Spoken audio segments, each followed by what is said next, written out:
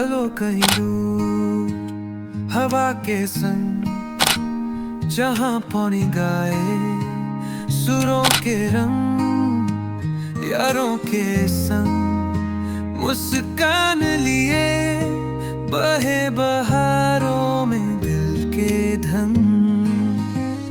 अथेरा पल्ली की उस छाँव में बरसा जो पानी लाया बहारे, हमने जो देखे वो सपने ये यादें ये दिल में रहे सदा में।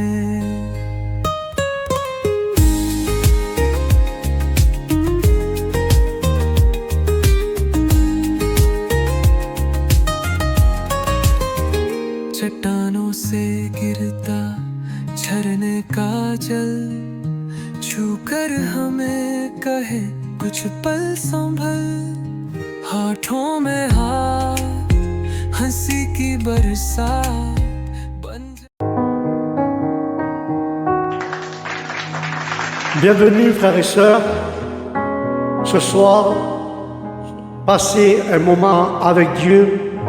Et aujourd'hui, avec la grâce de Dieu, nous allons parler d'un thème que je voudrais partager avec vous tous qui êtes ici ce soir.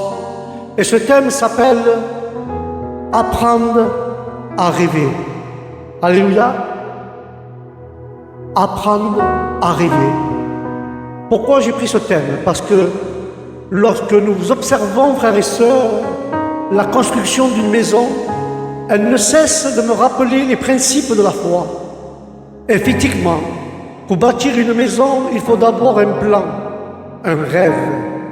Celui qui veut construire un bâtiment commence d'abord par en rêver. Il voit dans son esprit quelque chose qu'il voudrait voir se réaliser. Et c'est l'espérance, cela. Et c'est l'espérance, et à partir de cette espérance qu'il commence à construire étape par étape en gardant son rêve. Mais son espérance est en chemin. Il peut, frères et sœurs, survenir des incidents, des blocages, mais s'il garde son espérance, sa détermination et sa fermeté, il finira par pouvoir voir son bâtiment naître. Alléluia. Il pourra voir son bâtiment naître au nom de Jésus.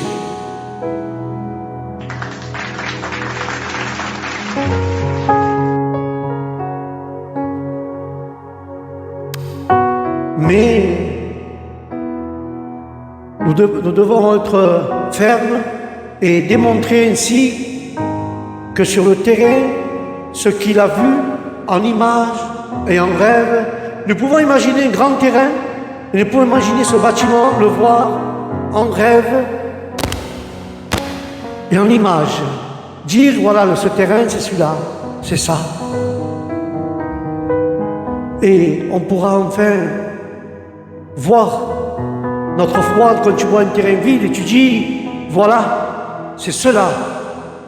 J'imagine ça sur mon terrain. Je veux faire une grande maison avec 28 chambres, 3 salles à manger, 3 piscines. Tu le rêves, tu l'imagines dans ce plan. Car la foi, frères et sœurs, agit pareillement. Elle commence toujours par un rêve, par une vision, par une image, plus ou moins précise. Et nous pouvons voir les architectes nous diront que dans la réalisation, des détails peuvent changer. Mais au départ, il faut toujours un rêve, une espérance et une vision au nom de Jésus.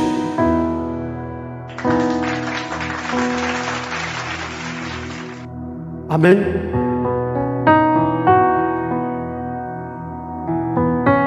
Et pour manifester la foi, il faut apprendre à rêver et à garder un rêve et garder son rêve. Combien de gens ne savent plus rêver, ne savent même plus espérer. Et Dieu dit que la foi est la ferme assurance des choses qu'on espère. Et c'est pour ça que je dis ce soir avec foi et fermeté et avec assurance, nous devons espérer aux choses que Dieu nous a promis. Car l'espérance est un rêve. C'est une vision positive de l'avenir. Avez-vous un rêve pour votre vie spirituelle?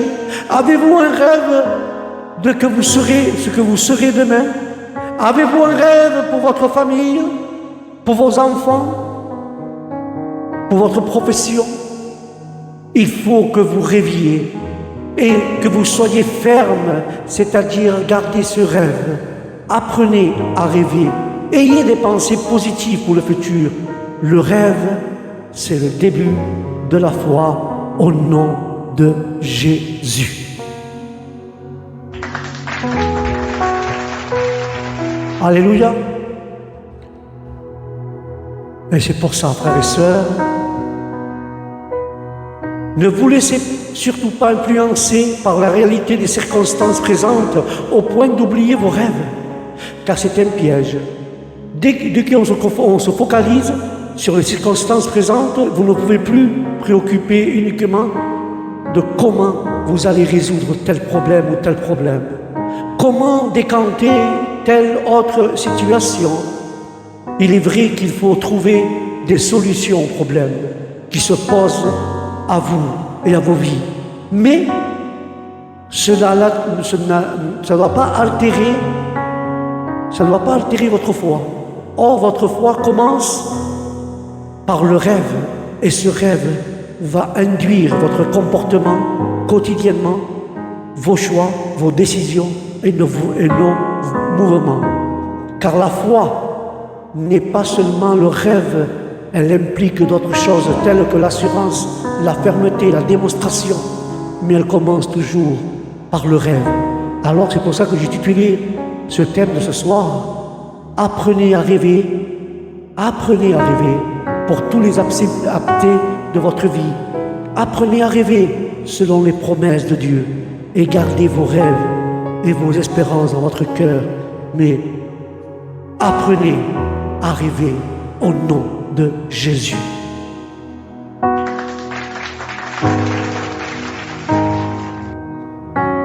Ceux qui ont une Bible, avec la grâce de Dieu,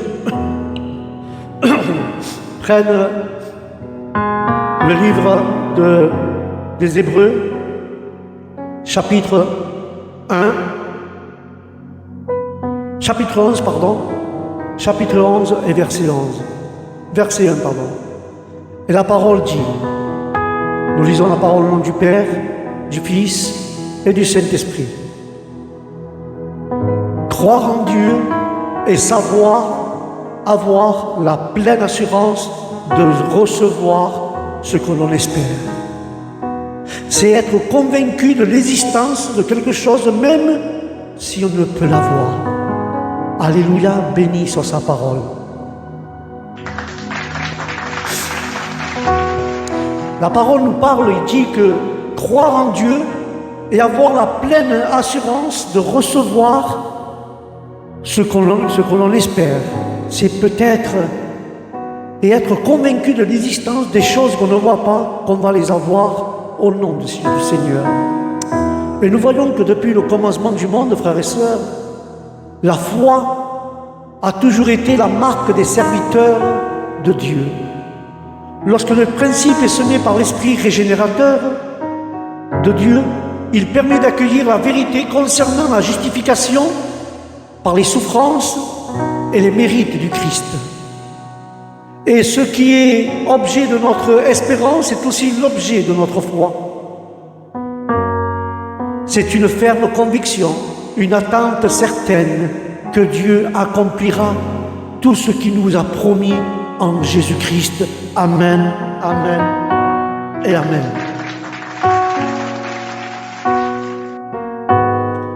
Mais cette conviction, frères et sœurs, cette conviction donne à l'âme la possibilité de jouir de ces choses dès maintenant. Elle leur donne une existence, une réalité en elle par les prémices et les signes avant-coureurs, car la foi prouve à l'esprit la réalité des choses invisibles à l'œil nu. Et c'est là que ça agit. Il agit une acceptation totale de tout ce que Dieu a révélé comme saint, juste et bon. Mais cette conception de foi s'illustre par de nombreux exemples de personnes du passé qui ont été reconnues, respectées dans la parole de Dieu. Car la foi était le fondement de leur sainte obéissance et de leur service remarquable, de leur patience face à l'épreuve. Et la Bible déclare et donne le récit le plus vrai, le plus précis de l'origine de toutes ces choses que nous devons y croire et ne pas déformer le récit biblique de la création parce qu'elle ne correspond pas aux diverses fantaisies de l'humanité, mais tout ce que nous voyons des œuvres de la création a été créé par la volonté de notre Seigneur Jésus-Christ.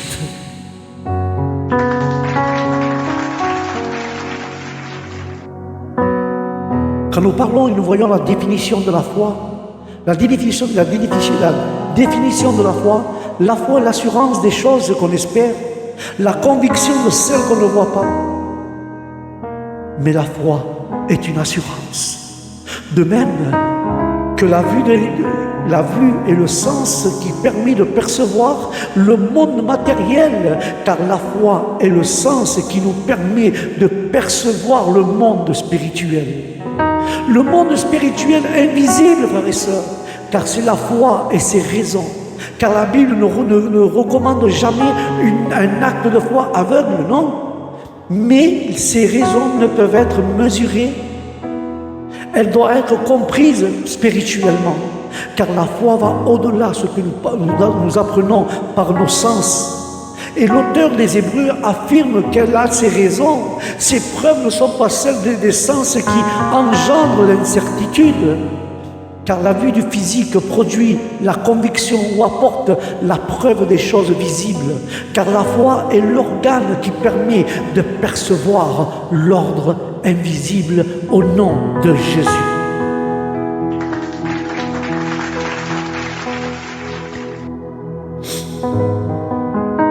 De ce qu'on espère et de ce qu'on ne voit pas. Si la substance est devant nous, et si on peut, frères et sœurs, si on peut la voir, de quoi ça sert la foi?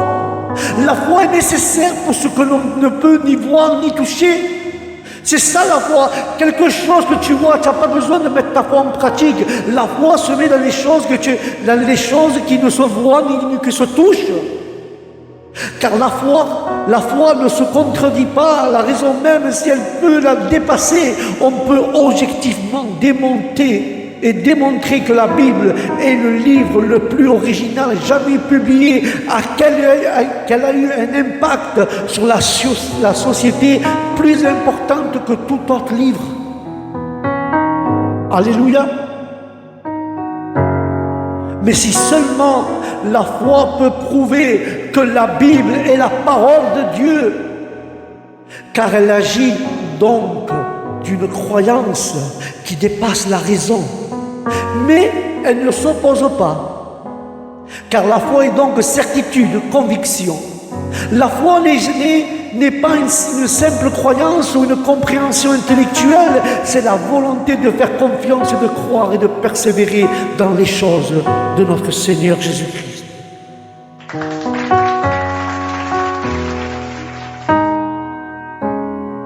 C'est pour ça, frères et sœurs, que la foi permet aux gens du passé de persévérer, car c'est la grâce.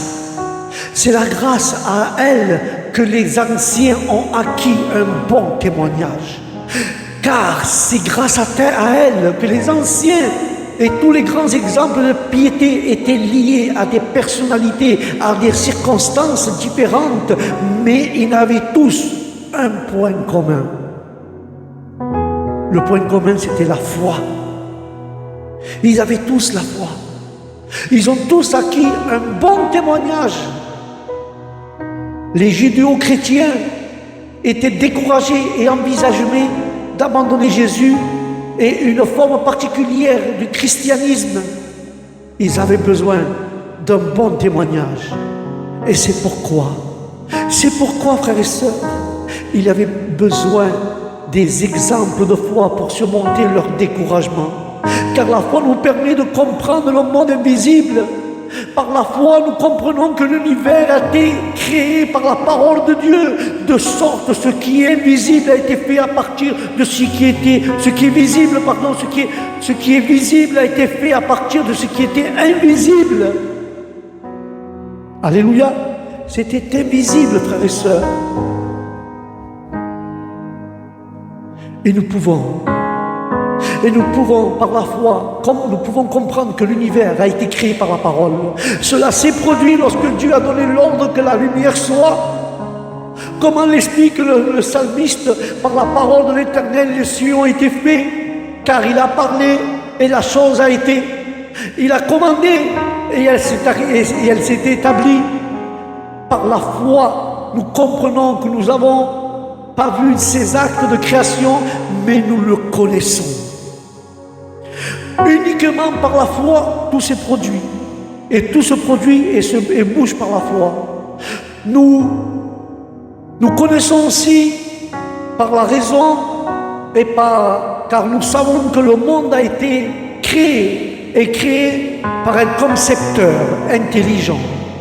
Encore, frères et sœurs, une foi, il s'agit d'une foi qui vaut au-delà et qui va au-delà de la raison, sans pour autant la contredire. Et par la foi, et seulement par la foi, que nous comprenons que ce texte ne dit pas que Dieu a créé le monde par la foi, puisque Dieu voit et c'est tout. La foi, au sens humain du terme, ne s'applique pas à lui, à Dieu.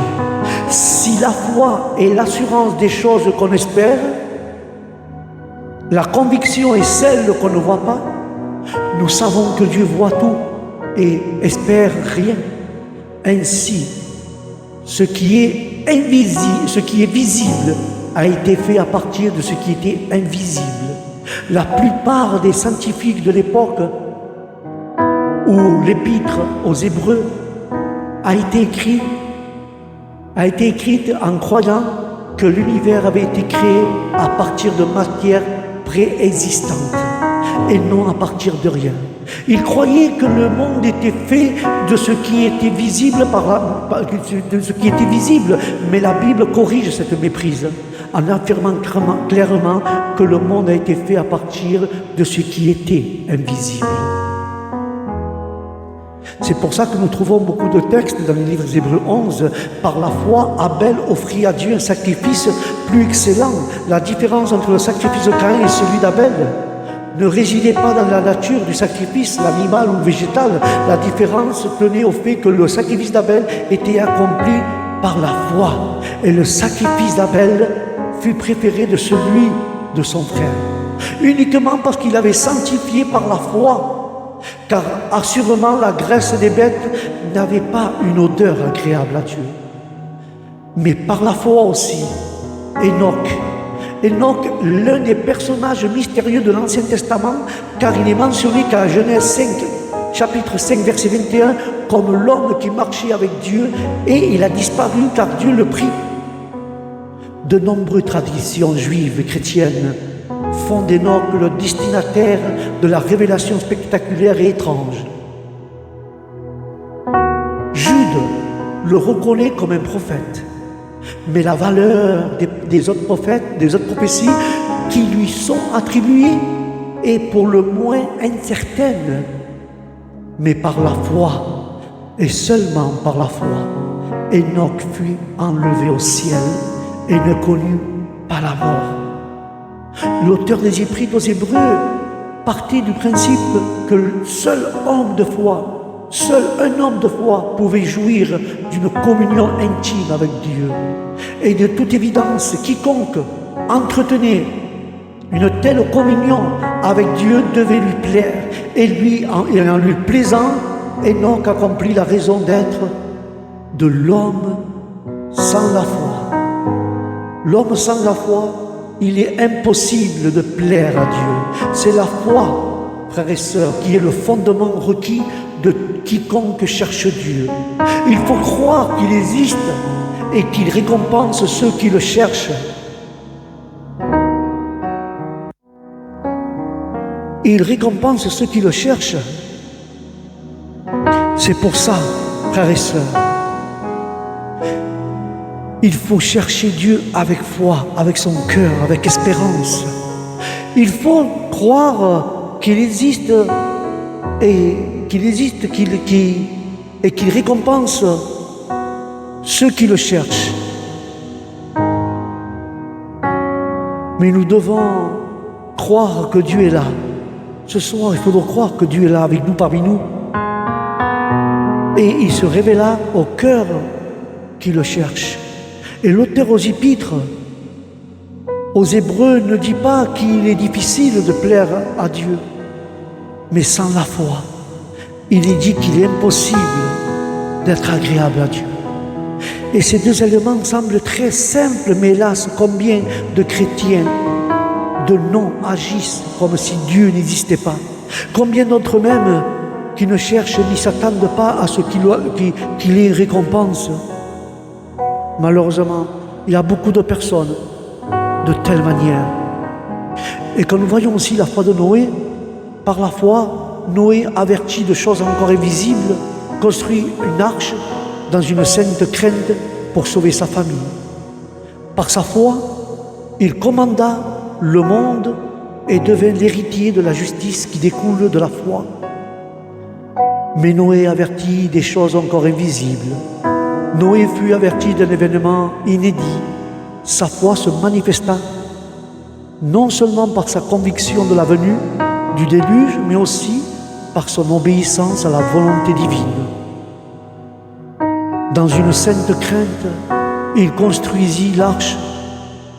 Et dans la construction de l'arche, la vraie foi est toujours efficace. Car l'épître de Jacques reprend ce thème à maintes reprises. Car la condamnation du monde, il ne faut pas croire que Noé était un homme qui prêchait la condamnation du monde. Au contraire, la conduite même des saints, sans aucun serment, peut être perçue comme une condamnation du monde. Mais la foi réellement, la foi dans la vie d'Abraham et des patriarches, s'obstiner à l'obéissance, car l'obéissance d'Abraham par la foi, et seulement Abraham obéissait que par la foi. Abraham appelé à se rendre dans un lieu qu'il recevrait plus tard en héritage, d'obéir, de partir sans savoir où il allait. Et par la foi, Abraham a appelé et a été appelé à obéir, fit un acte de foi en se rendant au lieu que Dieu lui avait promis. Mais sa foi n'était pas parfaite. On le voit en comparant Genèse 12 avec le livre des Actes, chapitre 7, où il apparaît clairement qu'Abraham n'a d'abord parcouru que la moitié du chemin vers le lieu où Dieu l'appelait. Et que ce n'est que plus tard qu'il a obéi pleinement. Mais cependant, des milliers d'années plus tard, Dieu ne se souvient pas de cette obéissance tardive, mais seulement il voit de la foi. Et par la foi, il demeura comme un étranger en terre promise. Alléluia.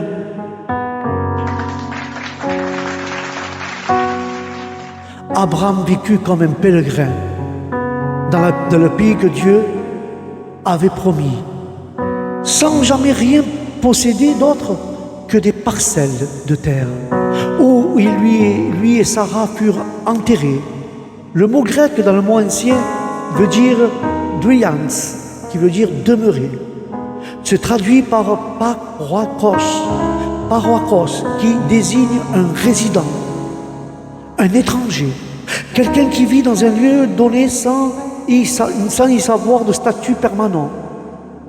Mais par la foi, Sarah, la foi de Sarah n'était pas parfaite, car d'abord elle rit par l'incrédulité, puis elle a appris à rire parfois,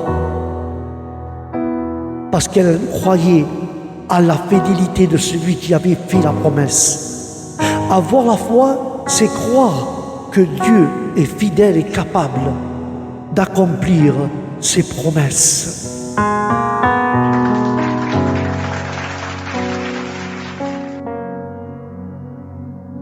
Mais c'est cette foi qui a permis à Sarah, frères et sœurs, de recevoir la force de concevoir. Car Dieu lui donna la force, mais Sarah dut la recevoir par la foi. Elles se multiplièrent comme les étoiles du ciel. Grâce à la foi de Sarah et d'Abraham, des milliers, voire des millions de descendants virent le jour. Car leur foi eut un grand impact, bien plus grand qu'ils n'auraient jamais pu imaginer, au nom de Jésus.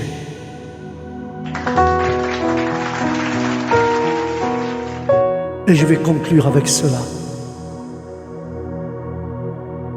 Nous n'avons plus de raison d'avoir la foi, plus de raison de rester dans la foi et comme ces héros de la Bible, ces grands héros de la foi qui croyaient et qui obéissaient à la foi. Qu'est-ce que je veux te dire? Sans la foi, nous pouvons être agréables à Dieu. Sans la foi, nous ne pouvons rien recevoir. Nous devons persévérer dans la foi. Nous devons vivre dans la foi et voir les choses que nous ne voyons pas, que nous ne pouvons pas toucher, les choses invisibles qui sont encore à nos yeux invisibles, les voir visibles et pouvoir les toucher. Mais cela va avec la foi. Regarde où est la foi. La foi, elle provient de la parole, de ce qu'on entend. La foi vient de ce qu'on entend, de la parole de Dieu. Et regarde, c'est tout simple. Centurion, il lui dit à Jésus de telle manière: Seigneur, j'ai mon serviteur qui est malade. Seigneur, je t'en prie, dis une parole et je sais qu'il sera guéri. Et il met l'exemple. Moi, je suis un centurion, je suis un chef, un grand chef. Si je dis à un de mes soldats, je dis une parole, je dis toi, vas-y là-bas, il va obéir à ma parole, paf, il va y aller. Et si je dis à l'autre soldat, toi, viens ici, il va obéir à ma parole, il va venir, il va obéir à ma parole. Seigneur, dis une parole, parce que ta parole, elle va obéir et elle va guérir mon serviteur qui est là, couché, paralytique. Et ta parole a la puissance, ta parole, j'ai foi en ta parole est vivante, ta parole va guérir, ta parole, elle est vivante, Seigneur, elle vit dans nos cœurs, elle vit dans nos pensées, elle vit. Je ne crois pas, je le vois encore mon serviteur malade, je vois mon serviteur paralysé, mais je crois, dis ta parole comme moi j'ai dit à mes soldats, va là-bas et dis à la parole, vas-y, guéris-le, sois guéri. Quand tu vas dire cette parole, Seigneur, moi je le crois, j'ai cette foi que ta parole a déjà touché mon serviteur, il est debout et il est déjà guéri. Car c'est la parole de Dieu qui permet d'avoir la foi pour y croire à des choses que nous ne voyons pas. Simplement, je te dis aujourd'hui, crois en la parole de Dieu. Crois simplement, frères et sœurs, à la parole du Christ. Car c'est la parole de Dieu. C'est la parole de Dieu qui va te faire avancer. Mais n'oublie pas, la foi vient de ce qu'on entend. Et ce qu'on entend, c'est la parole de notre Seigneur Jésus-Christ. Dis comme le centurion, Seigneur, seulement dis une parole. J'ai la foi en ta parole. Et comme j'ai la foi en ta parole, la parole va s'accomplir. Elle va se faire réelle sur un malade. Elle va se faire réelle sur un frère pour le relever. Elle va se faire réelle sur une église pour qu'elle soit bénie. Elle va se faire réelle pour les gens qui sont en prison. Elle va se faire réelle pour les gens qui sont en captivité dans la drogue. Elle va se faire réelle dans les gens qui sont prisonniers dans l'alcool, par les jeunes qui sont attachés dans les choses du monde. Ta parole, dis nos paroles, Seigneur, et tout s'accomplit, tout se détruit, tout arrive avec ta parole. Ta parole dira, Seigneur, tout passera, mais ma parole, elle va persévérer jusqu'à la fin du monde. Seigneur, avec mes frères qui sommes ici en train de te glorifier, dis une parole. Et nous croyons, nous avons cette foi, ce que tu vas dire, ça va s'accomplir dans nos vies. Au nom de Jésus, Amen, Amen et Amen.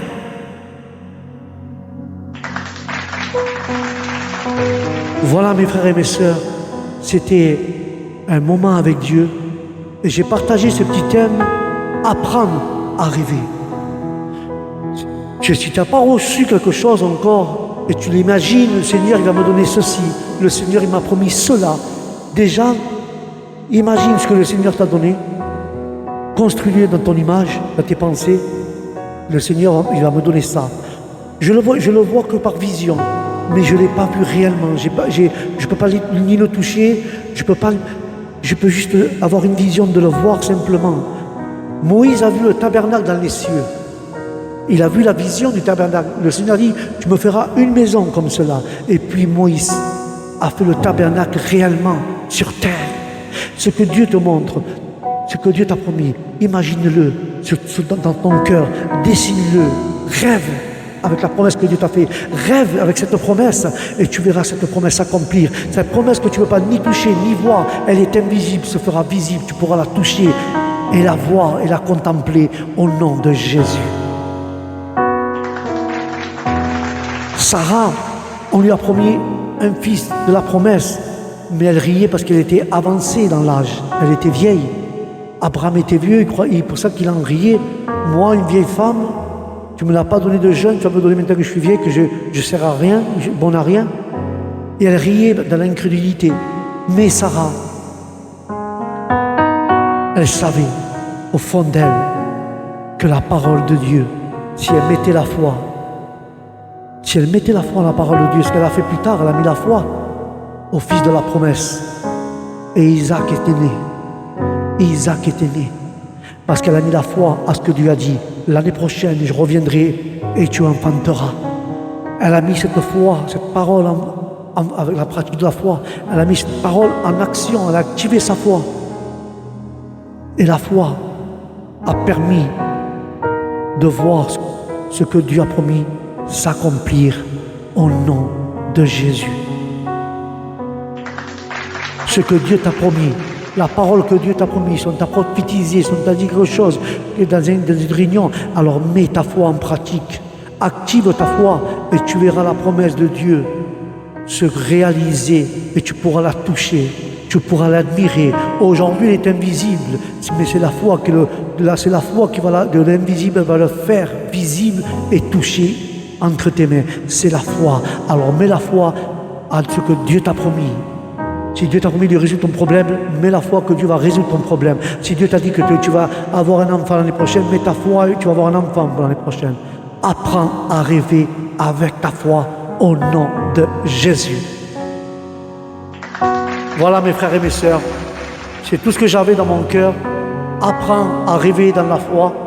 C'était le petit thème que Dieu a mis dans mon cœur, que je puisse partager avec vous tous. Un moment passé avec Dieu. Et je vous dis au prochain programme avec la grâce de Dieu. Que Dieu vous bénisse, que la paix de Dieu soit dans vos cœurs et dans vos esprits, dans vos familles. Et que le Saint-Esprit vous accompagne là où vous allez, qu'il soit avec vous. Que Dieu vous bénisse et je vous dis au prochain programme, Shalom.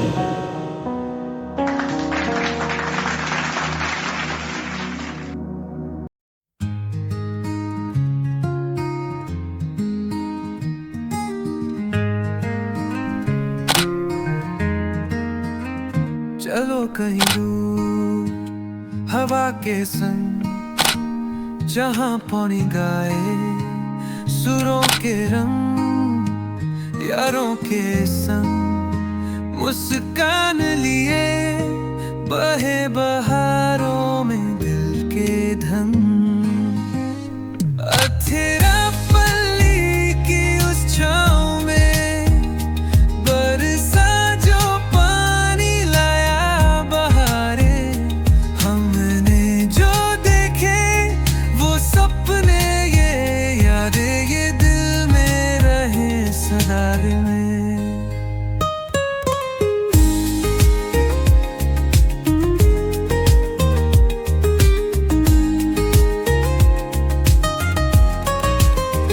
चट्टानों से गिरता झरने का जल, छूकर हमें कहे कुछ पल संभल। हाथों में हाथ हंसी की बरसात बन